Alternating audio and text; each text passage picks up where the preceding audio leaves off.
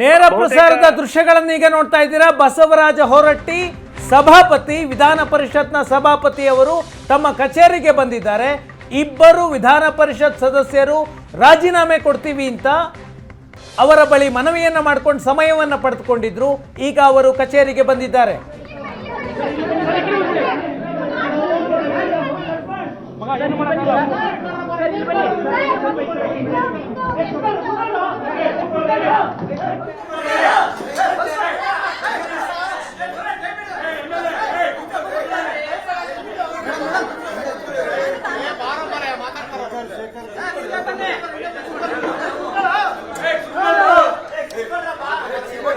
ಸುವರ್ಣ ನ್ಯೂಸ್ನಲ್ಲಿ ನೇರ ಪ್ರಸಾರದ ದೃಶ್ಯಗಳು. ವಿಧಾನ ಪರಿಷತ್ನ ಸಭಾಪತಿ ಬಸವರಾಜ್ ಹೊರಟ್ಟಿ ಕಚೇರಿಗೆ ಪರಿಷತ್ ಸದಸ್ಯ ಅನಿಲ್ ಕುಮಾರ್ ಮತ್ತು ನಜೀರ್ ಅಹಮದ್ ಬಂದಿದ್ದಾರೆ. ರಾಜೀನಾಮೆ ಪತ್ರವನ್ನ ಕ್ಯಾಮೆರಾಗಳಿಗೆ ತೋರಿಸ್ತಾ ಇದ್ದಾರೆ. ಅನಿಲ್ ಕುಮಾರ್ ಮತ್ತು ನಜೀರ್ ಅಹಮದ್ ಕಾಂಗ್ರೆಸ್ನ ಇಬ್ಬರು ವಿಧಾನ ಪರಿಷತ್ ಸದಸ್ಯರು ಮುನಿಯಪ್ಪ ಅಳಿಯನಿಗೆ ಟಿಕೆಟ್ ಕೊಡುವುದನ್ನು ವಿರೋಧಿಸಿ ರಾಜೀನಾಮೆ ಕೊಡೋದಕ್ಕೆ ಬಂದಿದ್ದಾರೆ. ಸಭಾಪತಿ ಬಸವರಾಜ್ ಹೊರಟ್ಟಿ ಅವರ ಕಚೇರಿಗೆ ಬಂದಿದ್ದಾರೆ.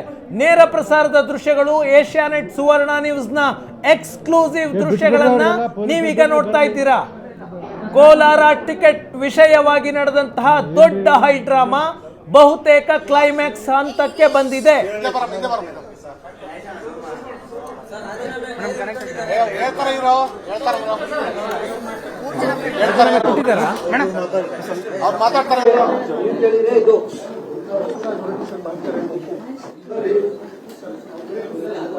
ಸರಿ ಹೇಳಿ ಸರ್, ಇದನ್ನ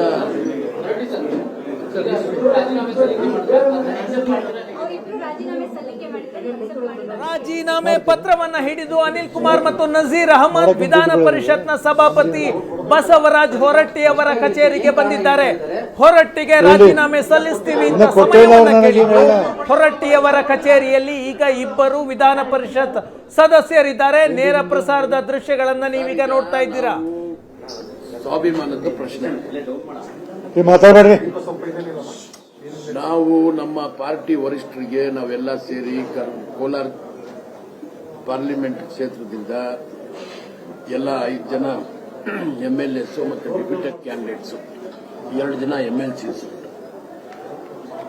ಶ್ರೀನಿವಾಸಪುರನಿಂದ ರಮೇಶ್ ಕುಮಾರ್ ಅವರು, ಮತ್ತೆ ನಮ್ಮ ಸಿದ್ಧಘಟ್ಟನಿಂದ ಇದು ಮುಲ್ಬಾಗಲ್ನಿಂದ ಆದಿನಾರಾಯಣ, MLA ಆಗಿರ್ತಕ್ಕಂಥ ನಾರಾಯಣ ಸ್ವಾಮಿ ಮತ್ತೆ ನಂಜೇಗೌಡ, ಮಸೂರು ಮಂಜುನಾಥ್ ಎಲ್ಲ ಸೇರಿ ನಾವು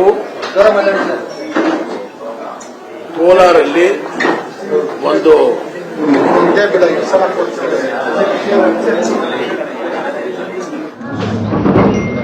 ಏನ್ ಮಾಡಬೇಕು?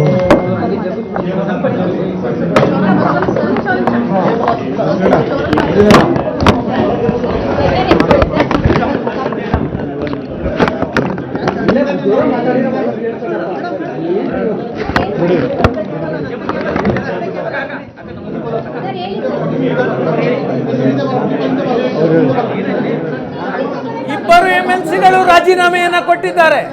ಇಬ್ಬರು ಕೋಲಾರದ MLCಗಳು ರಾಜೀನಾಮೆಯನ್ನ ಕೊಟ್ಟಿದ್ದಾರೆ. ಬಸವರಾಜ್ ಹೊರಟ್ಟಿ ಅವರಿಗೆ ರಾಜೀನಾಮೆ ಪತ್ರವನ್ನ ಅಧಿಕೃತವಾಗಿ ಸಲ್ಲಿಕೆ ಮಾಡಿದ್ದಾರೆ. ಅನಿಲ್ ಕುಮಾರ್ ಮತ್ತು ನಜೀರ್ ಅಹಮದ್. ಈ ಸಂದರ್ಭದಲ್ಲಿ ಭೈರತಿ ಸುರೇಶ್ ಕೂಡ ಕ್ಯಾಮೆರಾದಲ್ಲಿ ನೀವು ವಿಜುವಲ್ಸ್ ನೋಡ್ತಾ ಇದ್ದೀರಾ.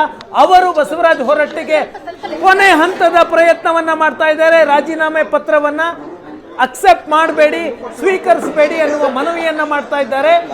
ರಾಜೀನಾಮೆ ಪತ್ರವನ್ನ ಇಬ್ಬರು MLCಗಳು ಸಭಾಪತಿ ಹೊರಟ್ಟಿ ಅವರಿಗೆ ಕೊಟ್ಟಿದ್ದಾರೆ.